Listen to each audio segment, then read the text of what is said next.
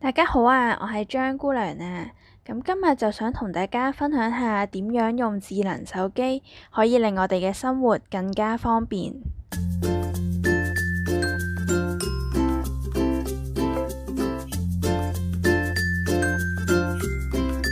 今日會同大家分享一個搭巴士會經常用到嘅 App。首先我哋要上 App Store 或者 Play Store， 喺上方呢個位置輸入 APP1933，然後撳入呢個應用程式，再撳安裝。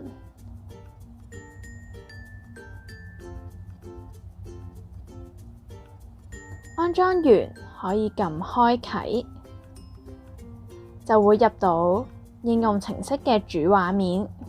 呢個 App 有幾個用途，第一就係巴士路線搜尋，我哋可以首先撳一下呢個搜尋嘅圖示，然後利用下方嘅鍵盤輸入你想知道嘅巴士號碼，例如係今日我哋想睇下273A 會經啲咩站，然後就撳下第一個。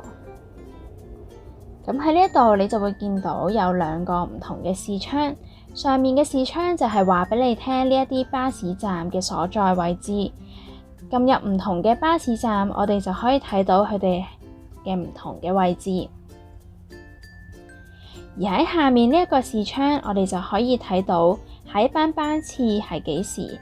例如，如果我哋喺清河村，我哋就可以睇到下一班車係9分鐘之後。喺呢個位，我哋同時亦都可以睇到呢架巴士嘅車費係幾多。然後我哋可以撳下上面呢個車程嘅圖示，我哋就可以睇到去唔同嘅站所需要嘅車程。例如上水站去彩園總站大概就係需要4分鐘嘅車程。而再隔離嘅時間表就可以睇到喺唔同時段嘅巴士嘅班次。最右手邊嘅通告就話俾大家聽一啲特別嘅消息，例如係巴士站遷移或者班次調整，令我哋喺出門口之前可以知道最新嘅交通消息。第二個功能就係地標搜尋選項，即係話如果你想去一個地方而又唔知可以搭乜嘢巴士嘅話，你就可以透過使用呢個功能揾出你想要嘅巴士線。首先你要按一下上方嘅地點，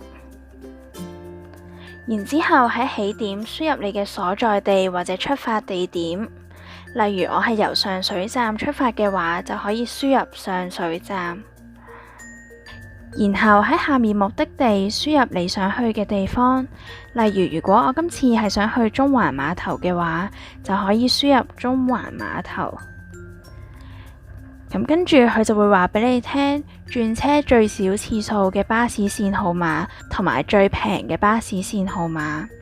喺呢度我哋亦都可以睇到巴士線嘅車程同埋車費係幾多。同樣按翻之前撳入去嘅方法，我哋可以睇到出發地點嘅巴士站同埋目的地嘅巴士站嘅所在位置。撳一下呢個符號，我哋就可以睇到巴士線更多詳細嘅資料。最後想提醒一下大家，呢個手機程式淨係揾到九巴同埋龍運嘅巴士路線。如果你想揾其他巴士公司嘅巴士路線，就唔係好適合啦。咁今日就講住咁多先，下次再同大家分享下其他會令大家日常生活更方便嘅手機程式啊！拜拜。